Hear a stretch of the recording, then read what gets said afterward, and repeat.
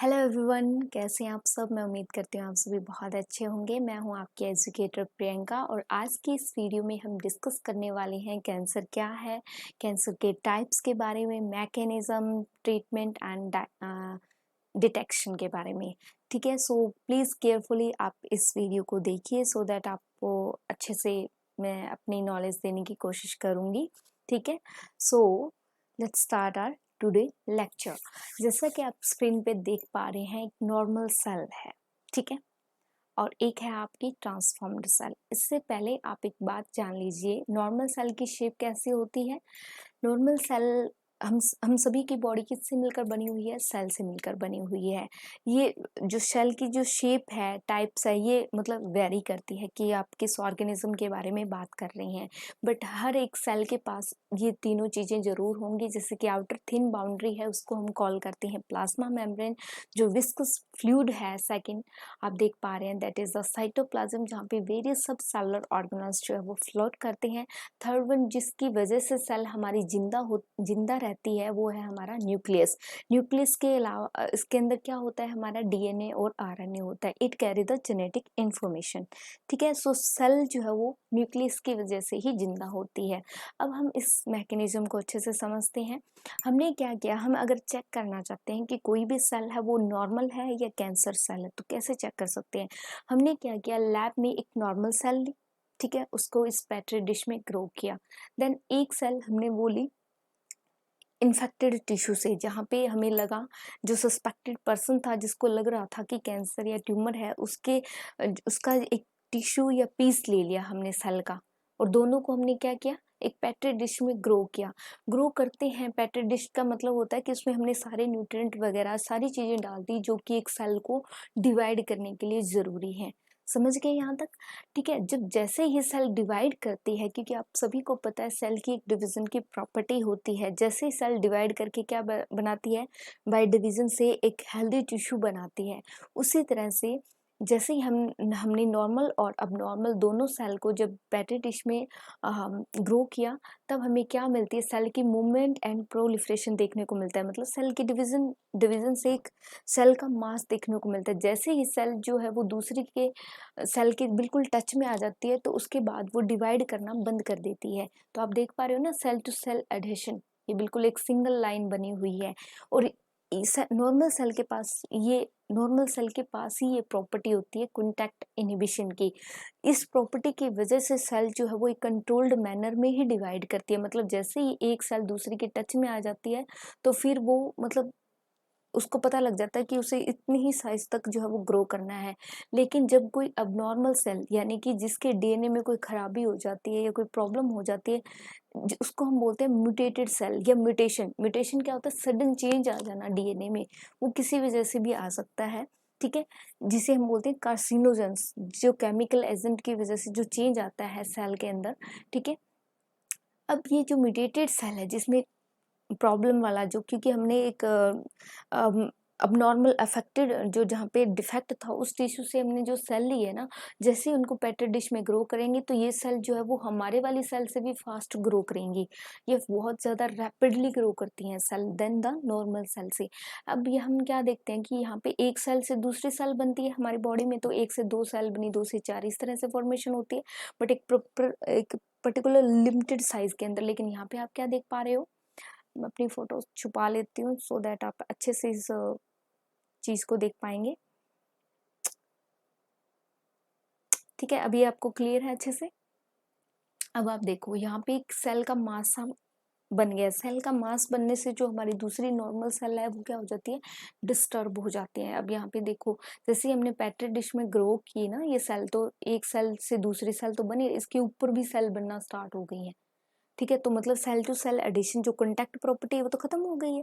Contact inhibition की property सिर्फ normal cell के पास होती है, कैंसर सेल्स के पास नहीं होती, क्योंकि कॉन्टैक्ट इनहिबिशन इनका छूट गया है। इनको पता ही नहीं लग रहा है कि इनको कब रुकना है डिवीजन के लिए। ये डिवाइड करती ही जा रही है, करती ही जा रही है, जिससे कि हमारी जो दूसरी नॉर्मल सेल है बॉडी की, वो डिस्टर्ब हो जाती है, और इस तरह से एक टिश्यू फॉर्म हो जाता है, और कॉन्टैक्ट इनहिबिशन की प्रॉपर्टी खत्म हो जाती है, जिसकी वजह से वो अनकंट्रोल्ड वे में जो है वो डिवाइड करती रहती है। कौन, कैंसर सेल। तो यहाँ पे मैंने आपको इस स्लाइड में एक बेसिक डिफरेंस बता दिया कि normal cell and cancer cell में क्या बेसिक डिफरेंस है।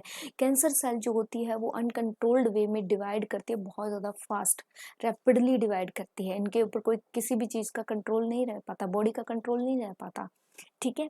लेकिन जो नॉर्मल सेल है उसके डिवाइड करने की पर्टिकुलर कैपेसिटी होती है। आपको पता है ना, कुछ हमारी बॉडी की कुछ एक सेल तो फिर भी फास्ट ग्रो करती है, जैसे कि हमारे हेयर फॉलिकल की सेल जो है वो फास्ट ग्रो करती है, लेकिन बाकी हमारी लगभग सेल जो है वो डिवाइड करती है आफ्टर एवरी 24 आवर्स के बाद, मतलब पूरा एक दिन मान लीजिए, ठीक है, उसके बाद ही डिवाइड करती है। लेकिन जो कैंसर सेल है वो बहुत ज़्यादा रैपिडली डिवाइड करती है। क्लियर है?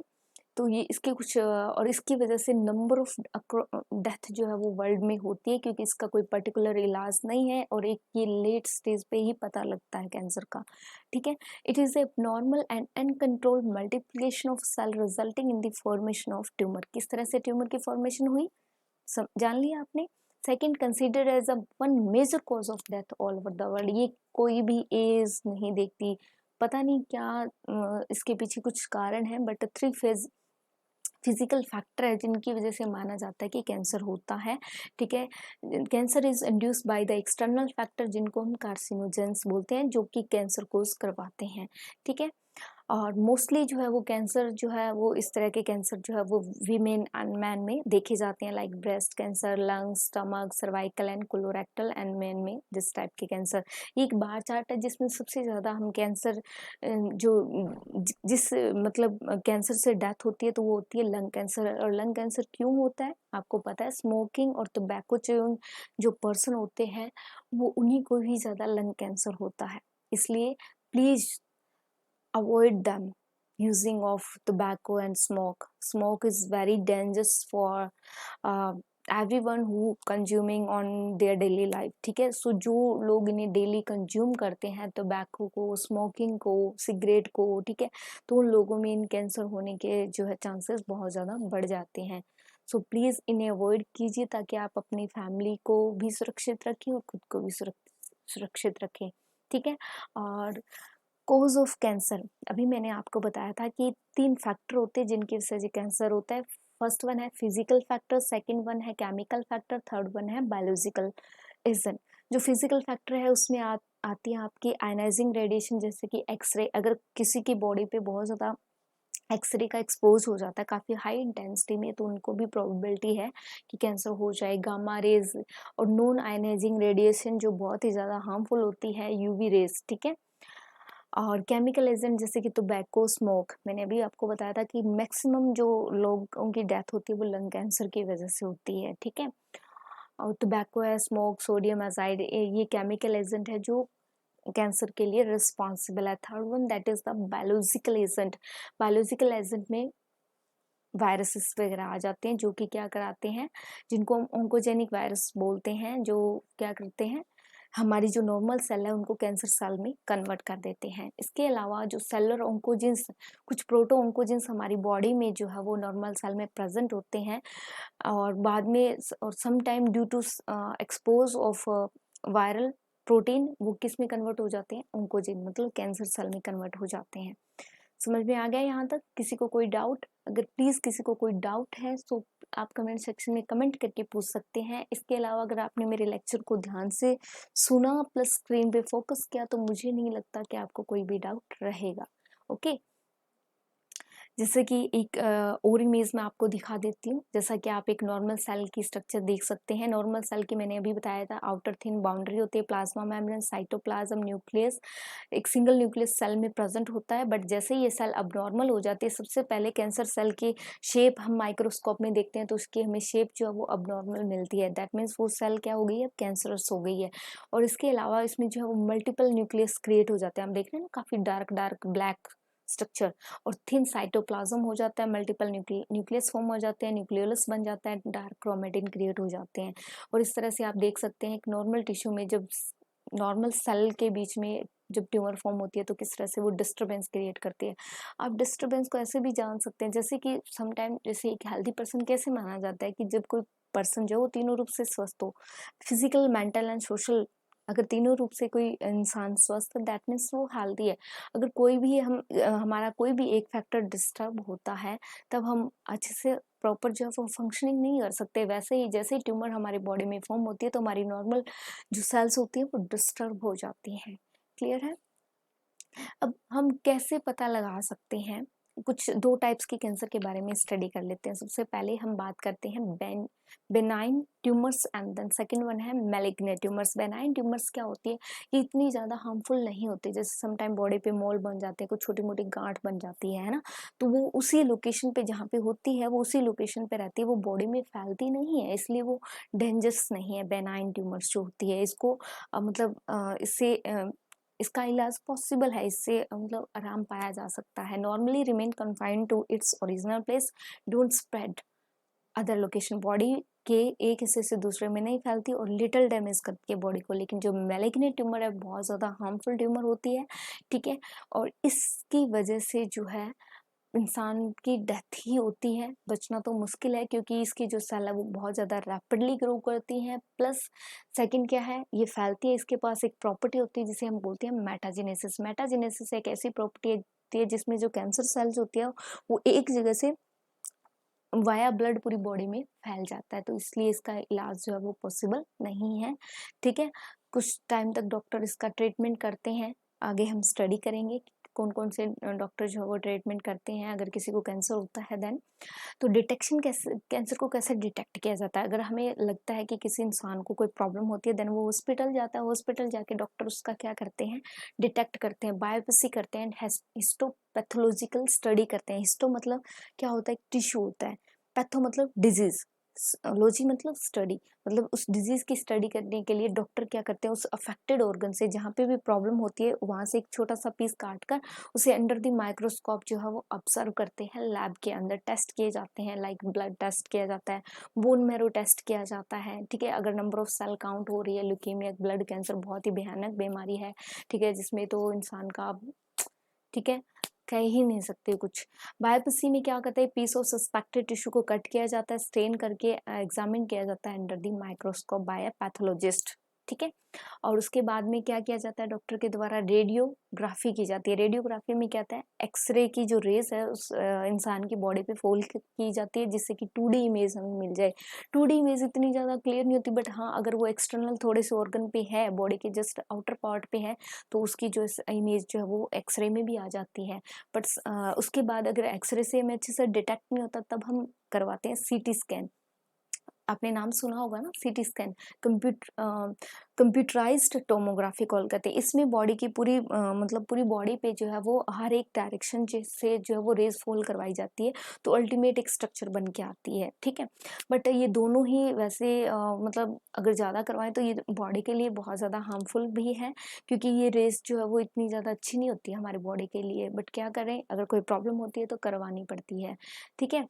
इनसे जो वो 2D स्ट्रक्चर हमें मिलती है। Use to detect cancer of the internal organ, x-ray to generate the 3D dimensional structure of an object. Clear है? जैसे कि आप यहाँ से रीड कर सकते हैं, मैं आपको समझा रही हूँ, बाकी रीड आपने खुद से करना है, नोट्स आपने खुद से बनाने हैं, ठीक है। इसके अलावा जो सबसे सेफ जो माना माना जाता है मेथड डिटेक्ट करने का कैंसर को बिल्कुल एक्यूरेट वे में, वो है हमारा MRI। इसमें मैग्नेटिक रेजोनेंस इमेजिंग, इसमें क्या होता है, स्ट्रॉन्ग मैग्नेटिक फील्ड जो है वो यूज होता है और नॉन आयनाइजिंग रेडिएशन होता है जिससे कि बॉडी के लिए इतनी ज़्यादा हार्मफुल, यह हार्मफुल हमारी बॉडी के लिए नहीं होती। और 3D इमेज हमें उस डिफेक्टेड मतलब ऑर्गन की दिखाता है, इसलिए MRI बेस्ट है। और ये नो डाउट थोड़ा कॉस्टली होता है ये, ठीक है। इसके अलावा कुछ एंटीबॉडीज भी जो है वो डाली जाती है डिटेक्ट करने के लिए कैंसर को। और कौन कौन से जो है वो ट्रीटमेंट डॉक्टर देता है अगर पता लग जाता है कि किसी इंसान को कैंसर है, देन सबसे पहले अगर डॉक्टर को लगता है पॉसिबल है सर्जरी करना तो वो सर्जरी भी करते हैं। बट अगर उनको पता लगे कि यहाँ से गांठ है रिमूव की, देन वो फिर से बन रही है, तो बार बार सर्जरी करना भी पॉसिबल नहीं है। इसलिए फिर डॉक्टर हमें रेडियोथेरेपी या कीमोथेरेपी के लिए जो है वो एडवाइस करते हैं। सर्जरी में तो जस्ट रिमूव किया जाता है उस ट्यूमर को या टिश्यू को, ठीक है, जो डिफेक्टेड है। और रेडियोथेरेपी में आपको पता है उस पर्टिकुलर टिश्यू को डिस्ट्रैक्ट करने के लिए बार-बार गामा रे, एक्स-रे जो है वो फ़ॉल करवाई जाती है, ठीक है? और नॉर्मल टिश्यू को जो है वो मतलब नॉर्मल सेल को प्रिवेंट करके। बट ये भी इतना एक्यूरेट मेथड तो नहीं है, कीमोथेरेपी के तो बहुत ही ज़्यादा क्या कहते हैं अम, साइड इफ़ेक्ट बहुत ज़्यादा होते हैं, तो फिर एंड पे तो इंसान ये करवाते हैं, बट मोस्टली पहले वो सर्जरी और रेडियोथेरेपी पे ही जाते हैं। कीमोथेरेपी के मैंने अभी आपको बताया था पीछे ही इसी लेक्चर के अंदर कि कीमोथेरेपी में हम ड्रग्स का यूज़ करते हैं, ठीक है? अ, उस पर्टिकुलर टिश्यू को डैमेज करने के लिए। लेकिन ये कीमोथेरेपी मतलब ड्रग्स उसी पे फ़ॉल करवाई क्योंकि हमें पता है कि जो कैंसर सेल्स होती है वो फास्टली डिवाइड करती है। लेकिन इसके अलावा हमारी बॉडी की जो हेयर फॉलिकल की सेल्स होती है, वो जो हमारे हेयर की जो सेल्स होती है वो भी बहुत फास्ट ग्रो करती है। तो इससे क्या होता है, जो कीमोथेरेपी जब सेशन चल रहा होता है तो उस टाइम पे ये जो रेज़ जो होती है ना कीमोथेरेपी, ये हमारी जो हेयर फॉलिकल की सेल को भी डैमेज कर देती है, जिससे कि अल्टीमेट जो होता है उस पर्सन का जो है वो weight loss plus hair loss हो जाता है अगर वो कीमोथेरेपी सेशन करवाता है। क्योंकि मजबूरी है, करवाना पड़ता है ना कीमोथेरेपी सेशन, बचने के लिए तो इंसान हर चीज़ करता है, ठीक है? ताकि वो सर्वाइव जिंदा रह सके। इसलिए कहते हैं ना, जब इंसान बीमार हो जाता है या बहुत ही उसे खतरनाक बीमारी लग जाती है तभी उनसे इंसान को जो अपनी वैल्यू का पता लगता है। अदरवाइज तो हम ऐसे सोचते हैं कि बस ऐसे ही हमने जन्म ले लिया, हम अपनी जो है लाइफ की कोई वैल्यू नहीं करते हैं, ठीक है? और ये सारी बातें मैं आपको समझा चुकी हूँ। ये आप मशीन देख सकते हो कैसे डॉक्टर्स जो है वो सर्जरी करते हैं, कैसे रिमूव करते हैं। ऐसी मशीन आपने देखी होगी जिसमें रेडिएशन थेरेपी जो है वो फॉल कराई जाती है। अगर किसी को मोस्टली ब्रेन ट्यूमर होता है तो ये रेडिएशन थेरेपी और कीमोथेरेपी ही बेस्ट मेथड मानते हैं डॉक्टर लोग, क्योंकि सर्जरी कराना नर्व सेल का बहुत ही मुश्किल और टफ ये बहुत सर्जरी बहुत टफ होती है ब्रेन की। इसलिए जो है वो रेडिएशन थेरेपी, कीमोथेरेपी एक अल्टीमेट वो इलाज समझते हैं डॉक्टर। और इसके अलावा एक इम्यूनोथेरेपी भी जो है वो कैंसर पेशेंट को दी जाती है, जिसमें क्या होता है एक मॉडिफाइड ये biological response modifier alpha intron body को दिए जाते हैं, जिससे कि उस इंसान की बॉडी जो इम्यूनो सिस्टम जो है वो कैंसर सेल को डिटेक्ट करके खुद ही मारने लग जाता है। बट मोस्ट ऑफ टाइम ये थेरेपी भी इतनी ज़्यादा वो नहीं रहती इफेक्टिव, ठीक है? बट डॉक्टर सारे पॉसिबल इलाज जो है वो कैंसर पेशेंट के लिए करते हैं, एडवाइस करते हैं। और इन सभी जो है जो अभी अभी मैंने डिस्कस किए हैं, लाइक रेडियोथेरेपी, कीमोथेरेपी, सर्जरी, इन सभी का यूज़ किया जाता है कैंसर के इलाज में, ठीक है? सो अगर आप इन बीमारियों से बचना चाहते हो तो आप इसके लिए आप क्या करेंगे, एक प्रॉपर एक्सरसाइज कीजिए, हेल्दी फूड लीजिए, प्रॉपर स्लीप लीजिए और स्ट्रेस फ्री लाइफ जीजिए, तो डेफिनेटली आप इस भयंकर बीमारियों से बच जाएंगे। और इन्हीं पॉइंट के साथ मैं आज के इस लेक्चर को एंड करती हूँ। मैं उम्मीद करती हूँ आज का लेक्चर आप लोगों के लिए काफ़ी बेनिफिशियल रहा होगा। Thank you so much.